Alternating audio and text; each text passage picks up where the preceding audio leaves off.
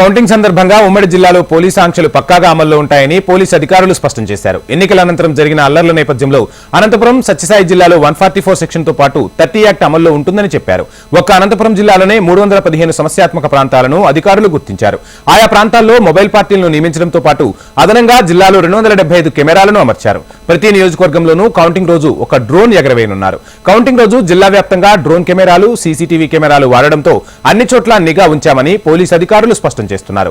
Counting కేంద్రాల వద్ద tyre 1, 2, 3 బందోబస్తు ఏర్పాటు చేశారు. కేంద్ర బలగాలు, ఏఆర్, సివిల్ పోలీసులు పహారా కాస్తున్నారు. కౌంటింగ్ కేంద్రాల వద్ద క్రమశిక్షణతో ఉండే విధంగా చర్యలు తీసుకునేందుకు గ్రేహౌండ్స్, ఆక్టోపస్ శిక్షణ పొందిన బలగాలను అందుబాటులో ఉంచనున్నారు. వజ్రవాహనం, లాఠీచార్జ్ చేసేవారు, ఇతర బలగాలను అధికారులు సిద్ధం చేశారు. కౌంటింగ్ కేంద్రంలోకి ఐడీ కార్డు ఉన్నవారిని మాత్రమే అనుమతిస్తామని, అనవసరంగా వచ్చి విధ్వంసం, అల్లర్లు చేయరాదని, చిన్న గొడవ జరిగినా కేసు నమోదు చేస్తామని అనంతపురం ఎస్పీ గౌతమిశాలి చెబుతున్నారు. కౌంటింగ్ రోజు కొత్తవారు ఉండరాదని, అనవసరంగా ఎవరూ బయటకు రావద్దని హెచ్చరిస్తున్నారు. ఎన్నికల రోజు, ఎన్నికల అనంతరం అనంతపురం సహా పలు జిల్లాల్లో చెలరేగిన హింసను దృష్టిలో ఉంచుకుని అధికారులు కౌంటింగ్ ను సజావుగా సాగేందుకు పటిష్టమైన చర్యలు చేపడుతున్నారు. ఎన్నికల అనంతరం విజయోత్సవ ర్యాలీలు, సంబరాలను నిషేధించారు. కౌంటింగ్ కేంద్రానికి 2 కిలోమీటర్ల మేర ఎవరూ రాకూడదని ఆంక్షలు విధించారు. బారికేడ్లను ఏర్పాటు చేసి పోలీసులు పటిష్ట పహారా కాస్తున్నారు.